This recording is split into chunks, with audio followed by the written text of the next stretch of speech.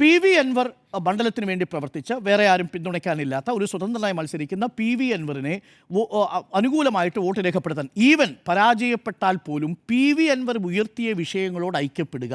നിലമ്പൂർ മണ്ഡലത്തിലെ വിഷയങ്ങൾ, ഉദാഹരണത്തിന് വന്യജീവി വിഷയം ആ മണ്ഡലത്തിൽ ഏറ്റവും സജീവമായി ഉയർത്തിയത് പി വി അൻവർ തന്നെയാണ്. ഒരു സംശയമില്ല. പി വി അൻവറിനോളം ആര്യാടൻ ഷൗക്കത്തോ ഒരുപക്ഷെ കോൺഗ്രസിൻ്റെ നേതാക്കളോ ആ വിഷയം ഉയർത്തിയിട്ടില്ല എന്ന് തന്നെയാണ് എൻ്റെ വാദം.